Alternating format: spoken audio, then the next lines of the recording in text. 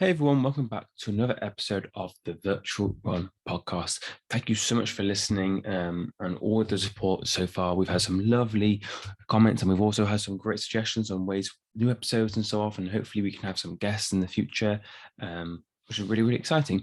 So today's episode, we're going to be talking about common running mistakes.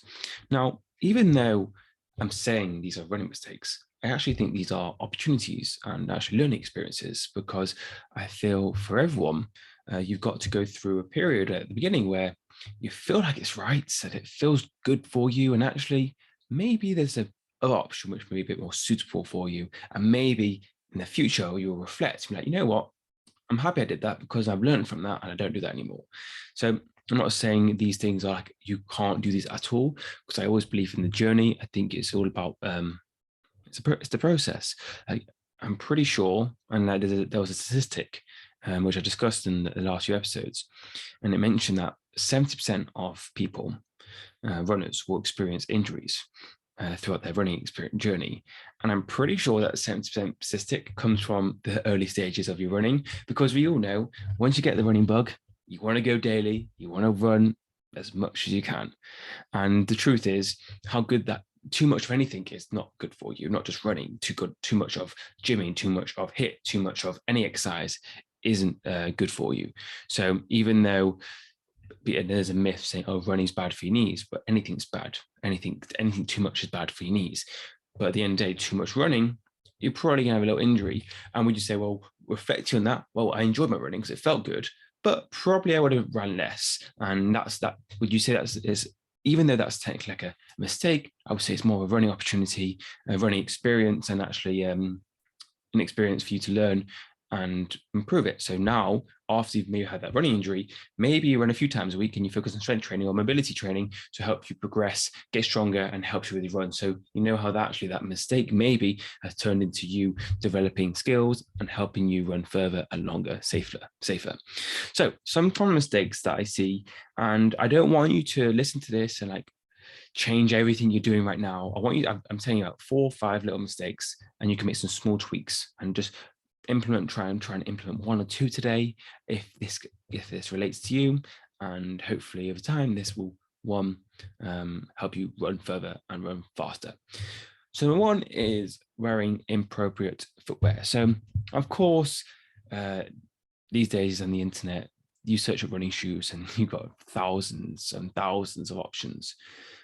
And the truth is, even though, yeah, and also some running shoes aren't even running shoes. It's just, it's you want to do a bit of research, and I think this is an important thing. I personally believe that I remember when I started running out, I was just wearing my casual trainers, which I felt was really, really good. But to really help me when I was progressing my running, I went to a running store and got some professional advice. Yes, the truth is that those shoes in those stores will be maybe a bit more expensive, but a little tip for you: go to the running store, get that advice, and then order it on the internet. So yeah, you're win-win for you. Or actually, you can do it there because actually you're supporting a small business. So that is up to you. But wearing wrong footwear, which doesn't suit your style, could cause an injury, but also you want to be enjoying and being comfort whilst you run. So actually, over time, investing in a pair of good running shoes, I think it's going to really, really help you progress in the future. So that's mistake number one. Another mistake is kind of what I discussed before, is too much too soon. Many runners at the beginning of the sport, myself included, just love the idea of running daily and getting their miles up way quickly, not resting enough. And yeah, most importantly, it's not having enough recovery. Now, even though you feel great after each run and you feel like sometimes, even though you're not running, you may feel dissatisfied. It's good enough if you went for a walk instead of a run that day. Like you've got to train the mind to try and be okay with having a bit more recovery, because you'll notice, one, if you do continue to run every single day and not give enough recovery, because everyone's very, very different, everyone's got different recovery rates, it could lead to an injury. And actually, maybe if you want to be exercising, then focus on mobility and strength training, like I mentioned before, which is going to help you maximize and improve your running. So doing too much too soon when you run, yes, a learning experience because you enjoy it and it feels right, but just be extra careful and taking extra care with yourself, with your body, and ensuring you have enough recovery between your runs, because that's vital. Another one that I love is not enough water. As I'm a online fitness coach as well, as I do this podcast and I challenge myself. And honestly, everyone needs more water. I think during your runs, before runs, just daily, just like for the mental benefits, not just the physical benefits, and helps runs and having enough drinking enough water will help you avoid any side stitches. It's not going to be like, oh, you've held water now, so side stitches never going to happen again. But it decreases the chance of having side stitches, and it's more if you don't have enough water, your performance is going to be lower, your health is going to be lower, and water is something you can control. Drinking enough water, ensuring having enough water daily is vital. So please get some water. So if you're listening to this podcast now and you've not had enough water today, I want you to pause this episode, or just listen to this episode, gain some water, and then come back to it. Another one is kind of, again, similar to too much too soon, is overtraining. So of course it's pushing yourself so much at the beginning, which could lead to burnout and injury.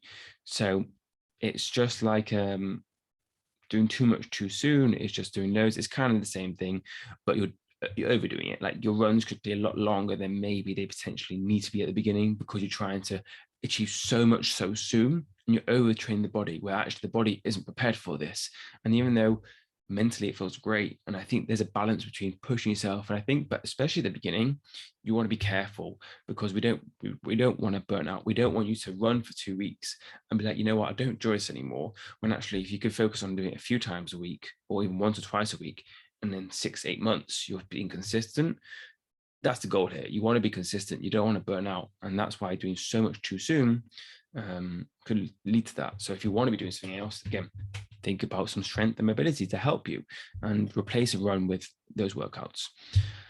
And the last one is breathing. So I think everyone's very, very different here, but I think taking some time out to do some research on breathing techniques for running will be really, really helpful. So I'm not going to give you a whole, it's another podcast episode, I'm not going to give you a whole science talk on breathing techniques, because everyone's very, very different with breathing.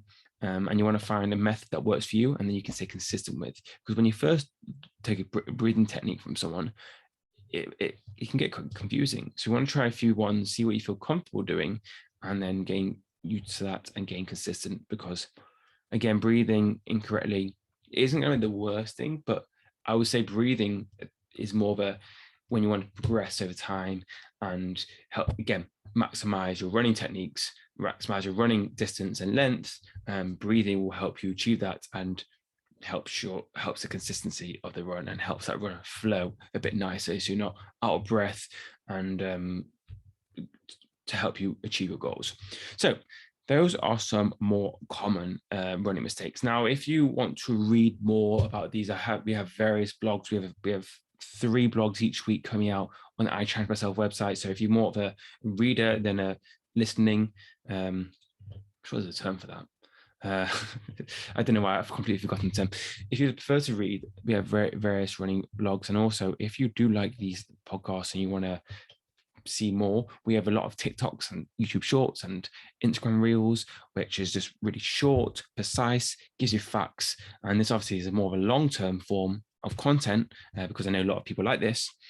But if you want to see short, snap tips on little running hacks, running facts, and just leveling up your knowledge, but obviously if you've got 10 seconds to listen, not 10 minutes, I would highly recommend following I Challenge Myself on TikTok, YouTube, and Instagram, and Pinterest. Actually, that's an exciting one. Pinterest, very underrated. So thank you so much for listening, and I look forward to you listening to the next episode.